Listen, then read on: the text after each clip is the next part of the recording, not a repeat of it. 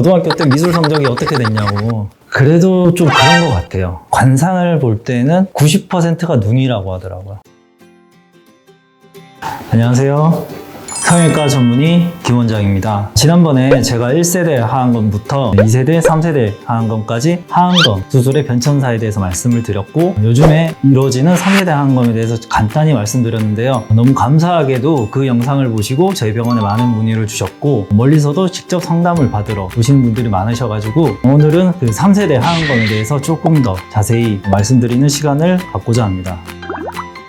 나이가 들수록 이렇게 눈물고랑이 패이고, 그 눈물고랑 위로 눈 밑 지방이 볼록하게 튀어나오게 되고요. 그리고 이것만이 다가 아니라 그 눈 밑에 수프 지방이라고 있거든요. 수프 지방을 포함한 많은 그 연부 조직이 밑으로 처지게 되고요. 특히나 눈 가쪽으로 그 근육이나 피부에 처짐이 도드라집니다. 거기다가 플러스로 하나 더, 그 안검이 조금 더 이제 밑으로 내려가는, 젊었을 때는 빨랫줄이 탄탄하게 걸린 것처럼 눈밑이 탄탄한데요. 안검판이 걸려있는 인대도 늘어나기 때문에 그 안검이 조금 더 이제 헐렁하게 밑으로 떨어지는 안검 퇴축 현상도 일어나게 됩니다. 우선 그 하안검 수술을 시작을 하려면 절개가 들어가야 되잖아요. 일단 디자인은 진료실에서 먼저 대충 디자인을 하거든요. 그 디자인에 중요한 게 속눈썹에 최대한 붙여서 디자인을 해야 되는데, 또 너무 붙이게 되면은 속눈썹이 까디집어지는 느낌이 올 수가 있고요. 또 너무 멀어지게 되면은 그 흉터가 좀 더 보이게 되겠죠. 그래서 중요한 것은 그 속눈썹에서 1, 2mm 정도 떨어진 그 위치에서 절개선이 시작이 되고요. 그리고 가쪽으로 갈수록 조금씩 저 같은 경우에는 멀어지도록 디자인을 합니다. 그리고 끝까지 곡선형으로 디자인을 하고요. 그리고 끝으로 가서는 살짝 꺾이는 형식으로 디자인을 하게 됩니다. 이 가쪽으로 꺾이는 길이는 사람마다 다르고요. 저 같은 경우에 남자인 경우, 그리고 피부가 좀 많이 처진 경우에는 이 절개선의 길이가 조금 더 길어지게 됩니다. 그 다음에 피부에 칼로 절개를 하고요. 그 다음에는 지방으로 접근을 해야 되는데, 제가 지난번 영상에서 누누이 말씀드렸는데, 이 부분에서 가장 중요한 것이 애교살 근육을 다치지 않도록 하는 것이 중요한데요. 그 애교살 근육은 그 외국 논문에서도 애교살이라고 쓰거든요. 그만큼 그 우리나라 사람들이 상당히 그 중요하게 생각하는 동안의 포인트 중에 하나거든요. 그 애교살 근육이 여기 그림에 있는 프리타잘 올비큘라리스거든요. 안검판 앞에 있는 근육이 웃으면서 힘이 들어가면서 눈앞이 도드라지게 되는, 그게 애교살이라고 하거든요. 이 근육을 다치지 않게 피부만 이렇게 폭 뜨듯이 박리를 해주고, 이 근육을 살리고 지방으로 접근을 해야 됩니다.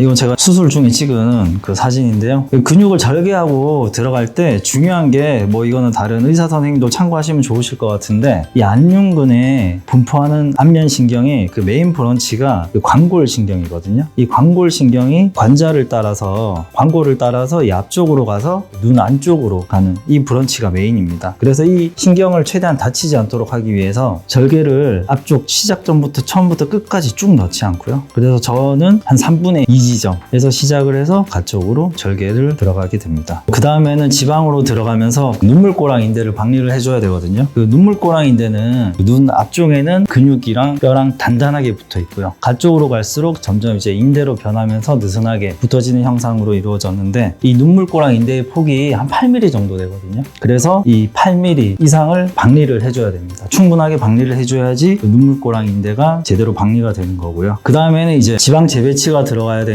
재배치 전에 지방이 너무 많으신 분들은 어느 정도 제거를 해줘야 돼요. 그림을 보시면은 눈 밑에 지방은 그 메디알 페페드, 미들 또는 센트럴 페페드라고 하고 레터럴 페페드, 이렇게 세 가지로 있는데, 저 같은 경우에는 지방이 아주 많을 경우에는 미디알이랑 센트럴 페페드를 적당히 제거를 하고 재배치를 하는데 사용을 하고요. 그리고 레터럴 페페드는 많이 제거를 하는 식으로 수술을 진행하고 있습니다. 그러니까 두 분의 사진을 제가 이렇게 보여드리는데, 오른쪽 분 같은 경우에는 메디알과 센트럴 팻만 있으시고, 레터럴 팻은 거의 없으신 분이시고요. 왼쪽에 있으신 분들은 가쪽까지 볼록하게 이렇게 튀어나와 있는 게 보이잖아요. 그래서 이 가쪽에 있는 지방도 확실하게 제거를 해줘야지 볼록한 느낌이 좋아집니다. 이 사진도 제가 실제로 수술하는 수술 중에 제가 촬영한 사진인데요. 이쪽이 코 쪽이고 이쪽이 가쪽인데, 위에서 밑으로 바라보는 방향인데 가쪽에 있는 지방을 제거하고 있는 모습이고요. 그리고 실제로 제거한 지방을 촬영한 사진입니다. 그리고 가끔 수술 후에 복시를 호소하시는 환자분들이 있으신데, 것인데 가장 흔한 거는 눈 밑 지방을 마취할 때 생기는 마취약 때문에 생기는 복시가 가장 흔하고요. 좀 드물게는 지방각, 미디알 페페드와 센트럴 페페드 그 사이에 인페리어 오블리크 머슬이라고 눈을 움직이는 동안근 중에 하나인 근육이 위치하게 됩니다. 생각보다 얕게 있어서 수술 중에 쉽게 노출이 되는 근육이라서 논문을 찾아보면은 그 수술 후 생기는 영구적인 복시의 가장 많은 원인이 되는 근육입니다. 그래서 수술할 때 이 부분을 상당히 조심해야 되고요. 그리고 이 그림은 제가 수술 후에 수술 기록지 중에 하나의 템플릿인데 저 같은 경우에는 이렇게 메디얼 페페드와 센트럴 페페드를 이렇게 부채꼴로 재배치를 해서 수술을 시행하고 있습니다. 이렇게 지방의 제거와 재배치가 끝난 뒤에는 좀 더 눈밑을 탄탄하게 그리고 지방이 다시 볼록하게 튀어나온 것을 막아주기 위해서 경막 강화를 지방 사이사이에다가 시행을 하고 있고요. 그 다음에 시행하는 것이 축 처진 그 수프 지방, 서브 오비큘라리스 오큘라이 머슬 페스의 약자가 수프라고 하는데 이 수프 지방까지 이렇게 당겨줘야지 밋밋한 앞볼이 좀 더 탱탱하게 올라가면서 그 앞볼의 볼륨이 보강이 되고요. 간혹 경우에 따라서는 팔자주로 지방이 좀 많이 처지신 분들이 있으시거든요. 그래서 안쪽에서 들어가 보면은 딥메디얼 칙팻이라고 팔자의 깊은 곳에 있는 지방이 있습니다. 그것도 수술 중에 볼 수 있는데요. 그 부분도 끌어당겨 주기도 합니다.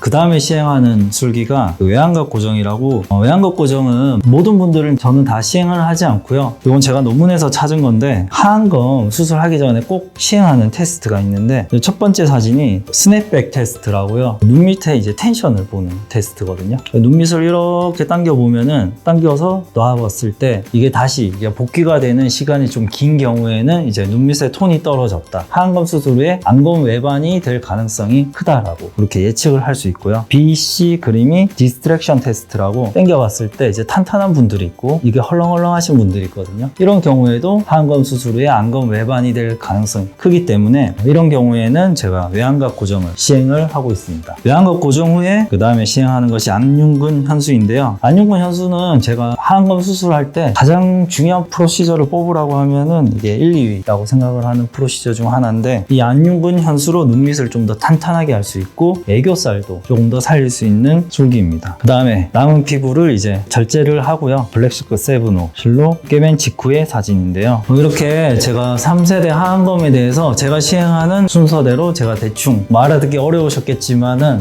제 나름대로 쉽게 설명한다고 말씀드렸는데 제가 아는 대부분의 성형외과 동료들이나 선배나 이제 후배들은 이렇게 수술을 시행하고 있는데 저녁 먹으면서 이야기하다 보면은 그래도 조금 수술하는 법이 살짝씩 다르더라고요. 저 같은 경우에는 안윤근 절제를 할 때 최대한 피가 적게 나기 위해서 이제 보비라는 소작기를 사용해서 들어가는데 어떤 선배는 이거를 그냥 가위로 째고 들어가시는 분들이 있고 저는 지방 재배치를 한 3-4군데 정도 하는데 이걸 2군데만 하는 분들도 있고 아니면 저보다 더 많이 하시는 분들도 있고 그래서 같은 술기라도 의사마다 시행하는 법이나 시행하는 어느 정도 거는 높이나 텐션 같은 거는 다 다르거든요. 그래서 그런 것들도 환자분들이 좀 아시는 게 좋으실 것 같아서 이렇게 오늘 영상을 찍게 되었습니다.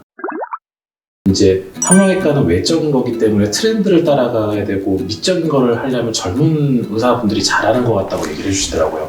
그거 관련해서 좀 얘기해 주시면 좋겠어요. 네. 어떤 분들은 저 오자마자 딱 보자마자 말씀하신 게 원장님 왜 이렇게 젊으시냐고. 의심의 눈초리로 그렇게 보시는 분들이 있으시더라고요. 그분들은 연륜이 많으신 분들을 좋아하시는 분들이 있으신 반면에 어떤 분들은 젊은 사람들이 이제 젊으니까 이제 체력도 좋고 새로운 기술이 있겠지라고 생각해서 젊은 분들을 좋아하시는 환자분들도 있으신데 제가 이제 개원한 지가 이제 5년 정도 되어 가는데요. 그 비율이 이제 조금 더 이제 젊은 사람들을 좋아하는 쪽으로 가는 것 같더라고요. 이런 것들이 이제 젊으신 분들이 이제 유튜브 이제 성형을 하는 이제 동료들이 많이 이제 노출이 되고 많은 명성을 얻었다 해야 되나? 그 환자분들이 생각보다 50대 분들이 유튜브를 많이 보시더라고요. 그런 분들이 젊은 분들이 잘 하시는 거를 알고 여기 찾아와 주시는 것 같아요. 전에 한번 그런 얘기도 있었잖아요. 오셔가지고 어렸었을 때 미술 잘했냐고 물어보셨다는. 그러니까 저 고등학교 때 미술 성적이 어떻게 됐냐고. 수능 성적이야 공부 잘하면 되겠지만은 이거는 당연히 이제 미적인 영역이니까 정말 이제 손기술이 중요한 거니까 원장님 그림 그리는 거 볼 수도 있는 것도 아니고 그런 말씀을 하시더라고요. 정말 미적으로 미술을 잘하시는 분들이 성형을 잘하시나요? 그래도 좀 그런 것 같아요. 그래도 이게 손 기술 같은 것들이 필요하니까. 하지만 이게 100% 매칭이 되는 것도 아니에요. 제가 아는 형은 글씨를 정말 못 쓰거든요. 정말 악필이에요. 근데 수술할 때 보면은 정말 이게 기교가 뛰어나더라고요. 그런 분들도 있고. 근데 뭐 제가 이제 점점 이제 드는 생각은 성형수술이라는 거는 손으로 하는 거라기보다는 머리로 하는 거. 이게 정확히 이제 해부학적인 구조를 3D로 이제 머리에 딱 이제 입력이 돼야지 어떻게 이 환자의 이제 앞으로 이제 내가 이걸 넘어갔을 때 해부학적 구조가 어떻게 될 거라는 거를 미리 예측을 하고 어느 정도의 텐션으로 뭐 걸고 하는 그런 거를 머리로 이제 시뮬레이션이 돼야 돼. 물론 이게 해부학적인 지식은 100% 이제 들어가 있어야 되겠죠. 그런 것들이 이제 다 이제 시뮬레이션이 될 때 정말 좋은 결과가 날 수 있는 것 같아요. 성기술이 좋으면 꿰매는 거에 뭐 메리트가 있을 수는 있겠죠.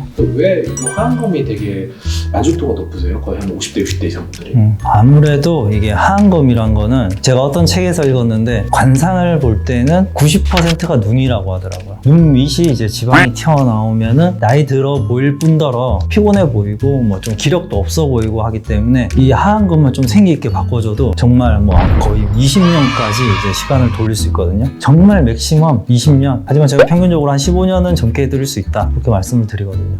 이 나이가 있으신 분들은 이 하안검으로 인해서 자존감도 올라갈 수 있는 경우가 좀 있는 것 같더라고요. 그렇죠. 그게 저희 뭐 성형외과 의사들이 하는 뭐 역할이고 보람인데 그런 어플이 있더라고요. 5, 60대 그 여성분이 그 유튜브로 카메라로 찍으면은 20대로 바꿔주는 어플이 있더라고요. 그냥 그 어플을 보면서 이제 우는 영상이 뭐 이게 한번 조회수가 높은 게 있었는데 항상 여성분들은 그렇게 생각하시는 것 같아요. 내가 젊었을 때 어땠는데. 그러니까 그 시간을 이제 이렇게 돌려주잖아요. 그 수술로. 그러니까 이제 환자분들이 이제 기분도 좋아지고 이제 자존감도 올라가시고 친구들 만날 때 좀 더 이제 당당하게 그러시는 것 같아요. 원장님이 생각하시기에 가장 나이가 어릴 때 할 수 있는 맥시멈은 언제부터 이렇게 하십니까?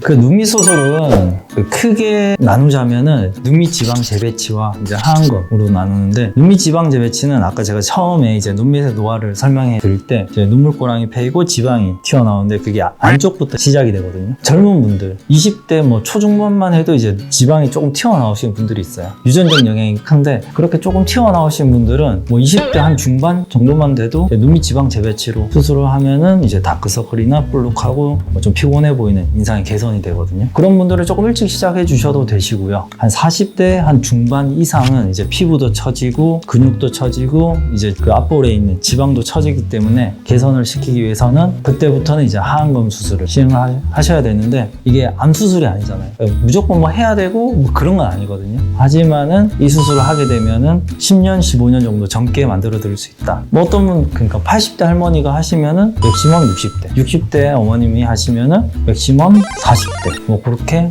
뭐 바꿔드릴 수 있는 수술이고요. 아무래도 50대 정도쯤 되시면 어느 정도 탄력도 조금 남아 있으신 분이시니까 그런 분들을 해놓으면은 좀 많이 예쁘게 되고요. 조금 더 처지시면은 이제 젊게 해드릴 수 있는 이제 가능성이 조금 뭐 떨어지는 거죠.